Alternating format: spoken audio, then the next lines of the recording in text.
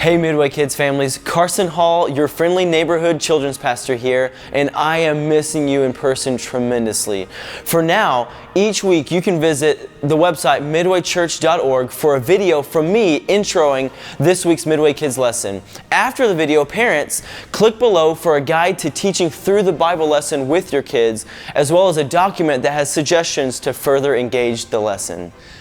All right, so today is Easter, and we're going to be talking about Jesus, of course, but also ice cream. Now, even though we're bringing ice cream into the mix, today's Bible story is actually the most important story in history, and it's not really goofy. So, you guys know how so many times in Midway Kids, you'll help me to act out the lesson when we meet together for kids worship. Well, although that's one of my all-time favorite ways to learn, today's lesson is just going to be a wee bit different. That's my cue to bring in the ice cream sandwiches. Have you ever had a Neapolitan ice cream Sammy before? Well, okay, although banana and chocolate bomb pops are my absolute favorite, these are Soup's Delish because they have 3 flavors: chocolate, strawberry, and vanilla. You might hear me say chalk or chalky or straws or vanilla, but you know. So while keeping in mind that this story is serious and it impacts people forever, we're going to use this sandwich to help us examine the greatest story ever. So we're actually going to study Easter today in the Gospel of John. Remember, you have Matthew, Mark, Luke, and John. They're all the Gospels, and they tell the story of Jesus' birth and life, and very important, his resurrection. So although sometimes they look a little bit different in details, they each have many of the same stories about Jesus. Okay, all right, back to the ice cream for a sec. In the doc below that you can click, I've given you instructions on how to go through today's story as a family unit. And I'm going to be challenging you to read a big chunk of scriptures. I actually counted, and it's 99 verses, so it's a lot. But I timed it, and as you go through, I did a practice run, and it's about 15 minutes worth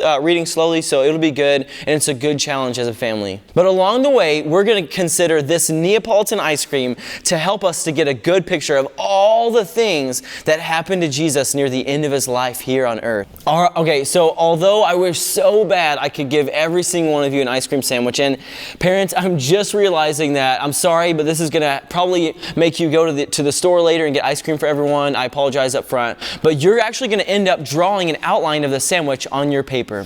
So basically, I have it right here. You're going to make a big ice cream sandwich with plenty of room in the ice cream parts to write later on. I've included my example that I have here on the last lesson on the Word doc, so look there so you can read it in detail. While your parents read the story, you're going to mark down each major event in the category that best describes it. So here we go. So the chocolate section is going to be where you write anything that happened that was harsh or mean to Jesus. This will include all the unfair and unkind things that were done to him as he was arrested, questioned, and ultimately led to the cross. Now, the strawberry section is going to be where you write the things that happened that were confusing or even sad to the disciples or anybody in the story. So this will include the times where the disciples, Jesus' friends, were confused and sad, especially when Jesus dies and is buried. If we were following Jesus living at that time, that would definitely be sad and probably a little bit confusing. But now we know how it turns out, so it's going to be awesome.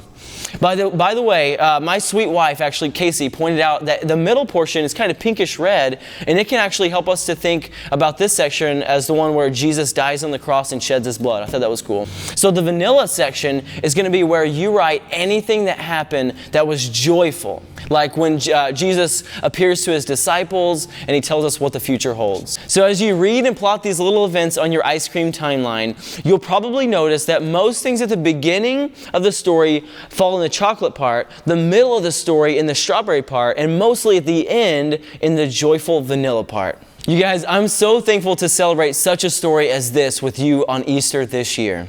Jesus' humility, not this ice cream, is the focus in our story today, and I can't wait to see how your ice cream timelines turn out. As you and your family talk about Easter and why it's so important that Jesus died on the cross and rose from the grave to make a way for us to have salvation through faith, keep these timelines on your fridge as reminders. Not only that, but I would actually love to see the finished product. So once you're done, if you want, I'd love for you to have your parents send them to me so I can share them on Midway Kids Facebook for so many other people to be encouraged and to see. So in the meantime, our bottom line for today is this: Jesus took God's wrath for our sins so we wouldn't have to.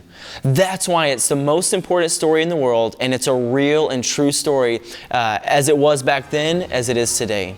As you finish up today, go a wee bit deeper and answer the key question. So we know this story is the most important, but the question is, why is the fact that Jesus rose from the dead so important? Parents, there are some pointers in the doc below for you to lean on as you go through this with your family. Love you, gang. Hey, Carson, are you going to eat that ice cream? Can I have some of this? I knew you would do this. Oh, this is so good, you guys. This is seriously so. Dude, don't spit on my ice cream. Oh, brain freeze. I just got a major brain freeze. Hold on. Dude, eat your strawberry. Don't eat my stuff. Yeah, you know I don't like strawberry. How can you say that? For real, you don't? I don't, because it has chunks of fruit in it. Yeah, why but would they do that? This is great value brand. Dude.